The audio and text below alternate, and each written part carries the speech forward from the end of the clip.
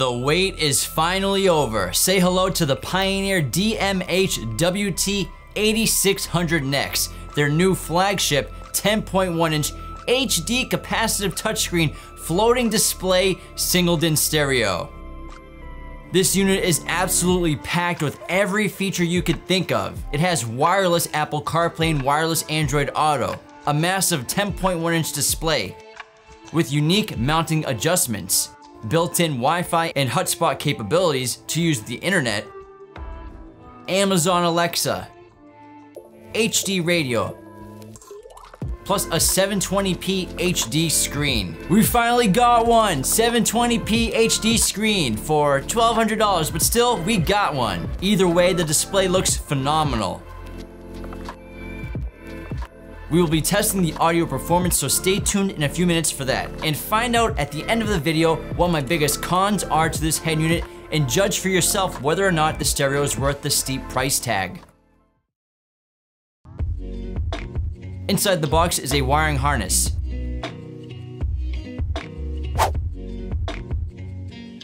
external microphone for Bluetooth calling, USB-C extension cable, USB-C to USB adapter to connect your phone,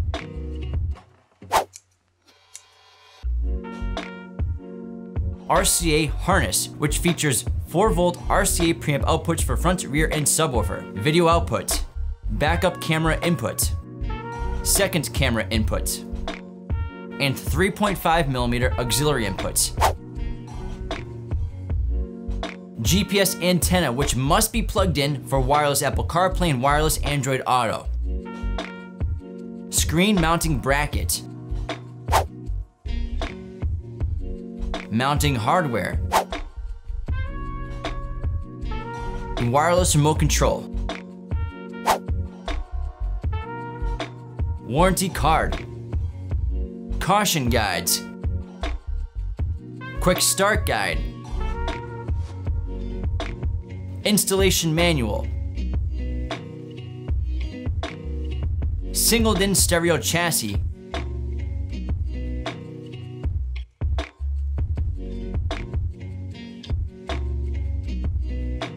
And a 10.1-inch floating display.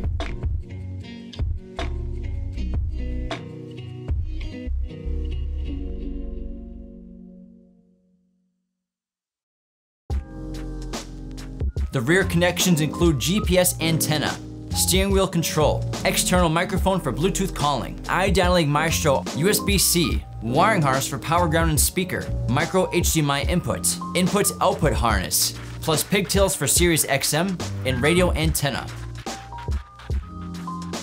The initial cold boot time is decent.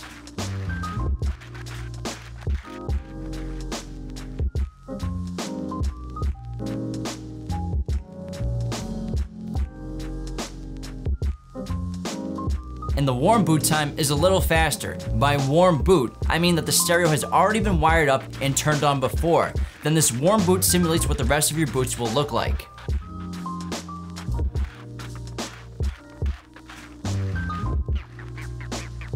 Let's look a little more closely at two significant changes Pioneer has made. Instead of the normal USB Type-A input we've seen on every stereo ever, Pioneer opted for a USB-C input to be used with the included USB-C extension cable and USB-C to USB Type-A adapter. Why would they do this? Speed. USB-C is much faster and more versatile than USB Type-A. USB-C enables faster data transfer between two devices and significantly faster charging of all your devices. The second big change in the back is the addition of a micro HDMI input and the elimination of RCA AV inputs, the red, yellow, whites. This makes mirroring a smartphone or device to the stereo much easier. For iPhone, you'll need an HDMI to micro HDMI cable and a Lightning digital AV adapter. Android USB-C users require an HDMI to micro HDMI cable and our BU CHDMI 6 cable. We sell the M-HDMI 6-foot HDMI to micro HDMI cable and the M-HDMI-A adapter online at qualitymobilevideo.com. Links in the bio below for everything. When it comes to displays, the DMH-WT8600NEX has one of the best I've ever tested. The 10.1-inch 720p HD screen looked great and is just what we've been waiting for. It's also a capacitive touchscreen, meaning it's highly responsive and similar to your smartphone. But I found the touchscreen to be not as responsive as other capacitive touchscreens. It prefers quick taps instead of normal press.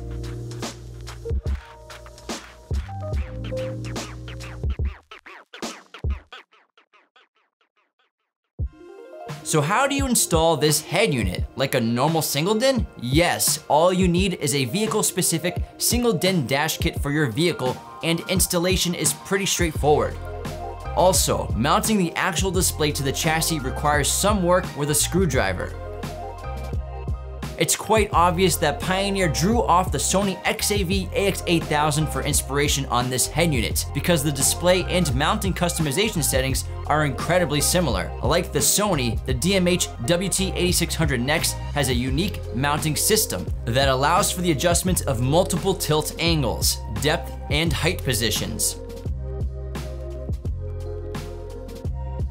There are 5 vertical steps for height, 2 positions for depth, and its tilt positions encompass a 75-degree angle, 60 degrees down, 15 degrees up. One way that Pioneer improved on the Sony is its display location, giving you 3 mounting locations to the right, center, or left side of the chassis. The first step in mounting the display is selecting your depth position, normal or extended. Next, choose the location for the display, left, middle, or right. This is useful for offset radio locations. And screw the mount into the chassis. Plug the RGB cable from the chassis into the input on the rear of the display.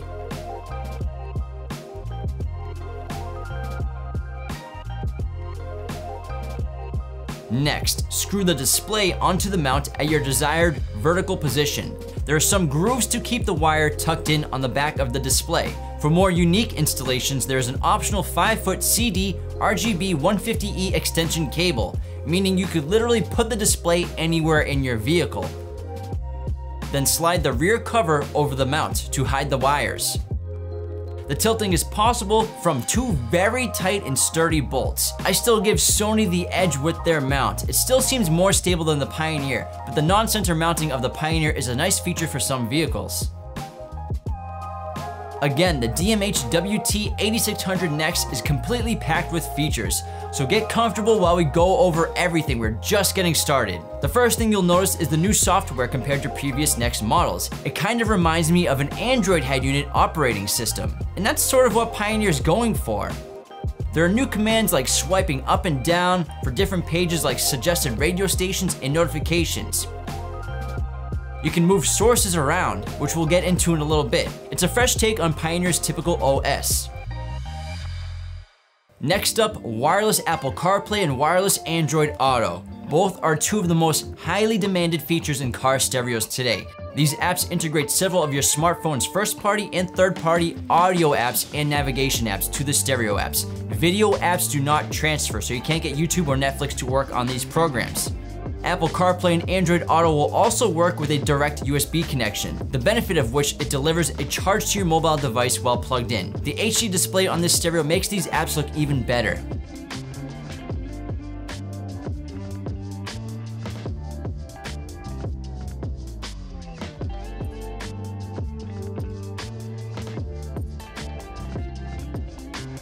While using Apple CarPlay and Android Auto, when you exit the home screen, the album art of whatever you're listening to is fully displayed. The stereo does not have built-in navigation, but I prefer smartphone navigation anyways with Apple Maps, Google Maps, or Waze, and they all look phenomenal.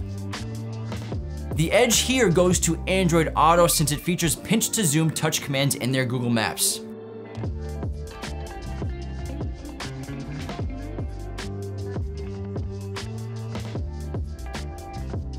In order to connect to wireless Apple CarPlay or wireless Android Auto, you have to connect to the stereo's Wi-Fi, which is simple. Find it on your smartphone's Wi-Fi settings. Enter the password that is shown in the stereo's Wi-Fi settings.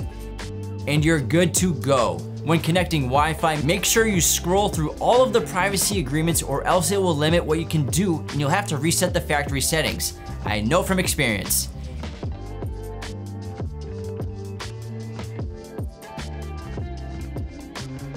And don't forget, in order to use them wirelessly, you must have the GPS antenna installed. Again, you can also use USB direct connection if you wish. Speaking of Wi-Fi, like an Android head unit, the DMH-WT8600NEX can connect to a Wi-Fi source or hotspot source, giving you access to the internet anytime you want. This will also allow internet browsing, which we haven't seen yet on a Pioneer stereo. But just to be clear, you can't download apps onto the stereo. In order to access the internet, you'll have to download the Car AV Assist app from the Google Play or App Store. With this app, you'll be able to connect to the receiver and establish website defaults like YouTube, Google, or whatever you want.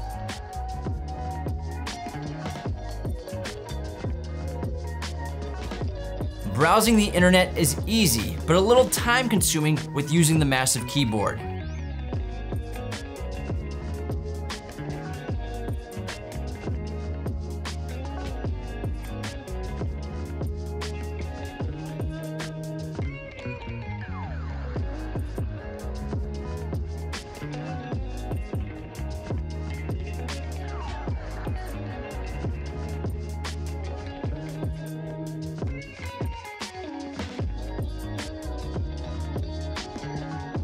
This app will also directly reflect on the rest of your entertainment widgets. Besides websites, you'll be able to register sports teams to have their schedules displayed onto the stereo.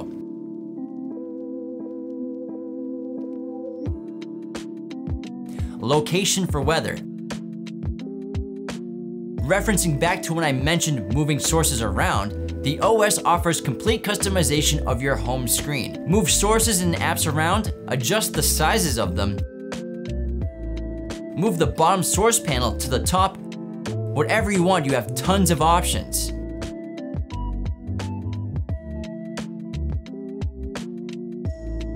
I set the home screen on the stereo to what I would probably do in my own car, with the audio-video source as the largest widget. I can also see the clock, local weather, and Boston sports updates, kid.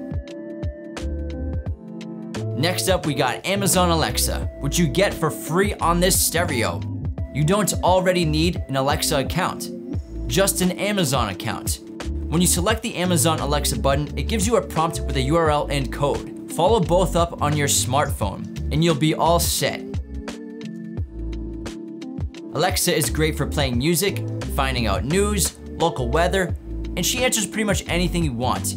Access her by saying her name, or swipe all the way left when you're in the home screen. The blue audio bar on the bottom comes up when she's listening or talking.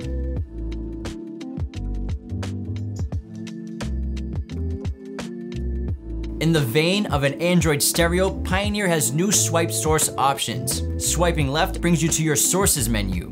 Swiping right opens Alexa.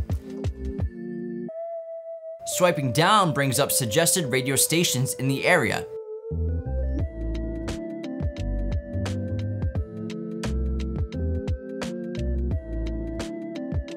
And swiping up accesses other apps. These things will only come up if you're connected to the stereo via Wi-Fi and Bluetooth.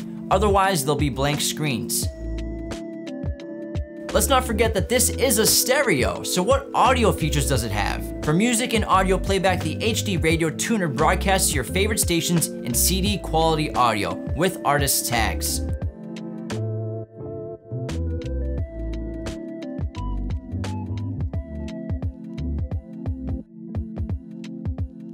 Bluetooth will allow hands-free calling, plus streams your music wirelessly from your device, with music tags as well.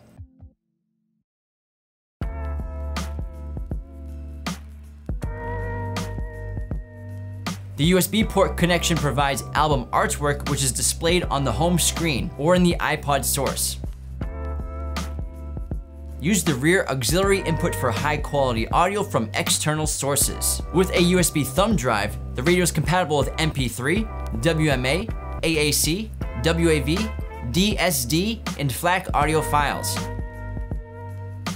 And for video, it plays MPEG 1, MPEG 2, MPEG-4, AVI, and DivX files. You can also upload and view JPEG images and set one to your wallpaper. No splash screen adjustments. We understand that there are a lot of inputs and jacks located on the rear of the stereo, and you don't want them all sticking out of your dash. The best way to consolidate your inputs is with a jack panel. This way your USB, HDMI, and auxiliary can all be accessed in one spot, and it looks like a factory installation. We offer a ton of options for jack panels online at qualitymobilevideo.com. Check out the link in the bio for those. The stereo is Sirius XM ready with the optional SXV 300V1 universal tuner, and steering wheel control ready with the Axxess ASWC1 interface. Again, links in the bio for those.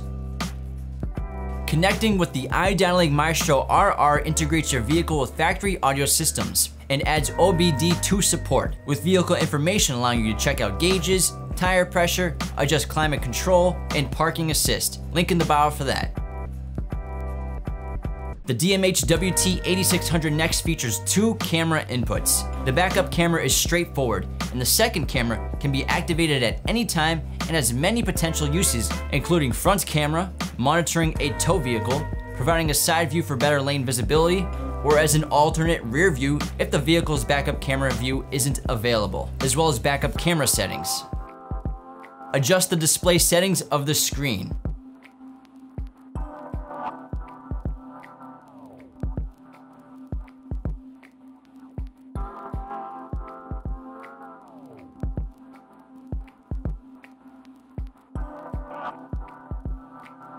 Pioneer offers several preset wallpapers to choose from, including a few animated ones.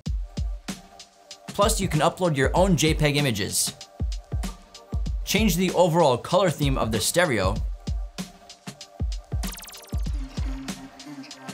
Plus the illumination buttons, or scan them.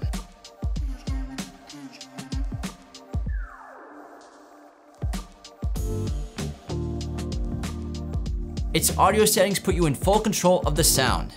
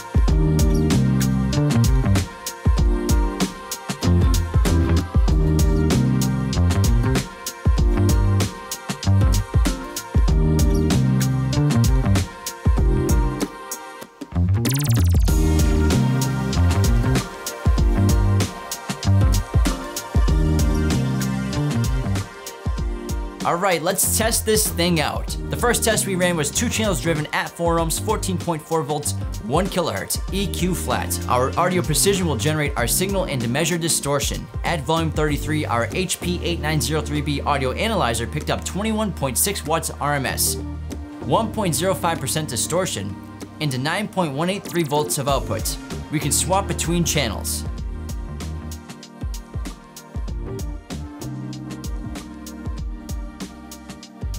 Our AMM1 read 15 watts RMS. We got 9.21 volts on the Lumi, and we drew 5.52 amps of current.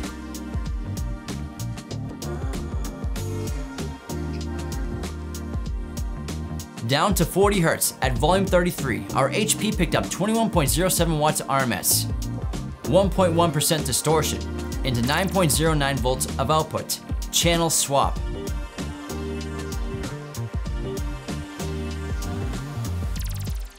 Our AMM1 read 18 watts RMS. We got 9.13 volts on the Lumi, and we drew 5.64 amps of current. Very solid performance as we expected. Next, we tested the RCA preamp outputs at 1 kHz, full volume 40. We got 3.64 volts with 1% distortion. At 40 Hz, full volume 40, we got 4.65 volts with 0.7% distortion. Our final test was frequency response. We used our audio precision to run up each frequency.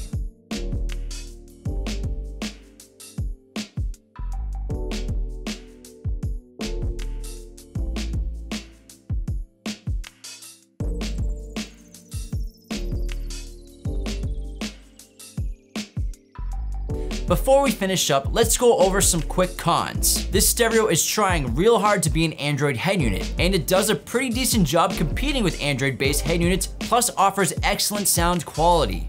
But there are still a few hoops that you have to jump and limitations. To browse the internet, you must download the Car AV Assist app, and you can't download apps directly to the stereo, so it doesn't have a hard drive to save anything on. The capacitive touchscreen isn't quite as responsive as others I've felt. It's not a huge issue, but I have tested more responsive screens before. Because of the new USB-C inputs, if you lose the adapter, you'll have to get a new one, so it's kind of a pain. It's like Donglegate all over again with Apple. The mount is cool, but has a lot of adjustments in parts. I can see someone not paying attention and not getting it quite right. So, would you drop $1,200 on the DMH-WT8600NEX? Let us know in the comments below. Go to qualitymobilevideo.com to get all of your car audio and video gear with us today. Links for everything discussed in this video are found in the bio below. If you enjoyed this video, go ahead and click that like button, join the conversation below, and subscribe to our channel if you're new. Thanks for watching.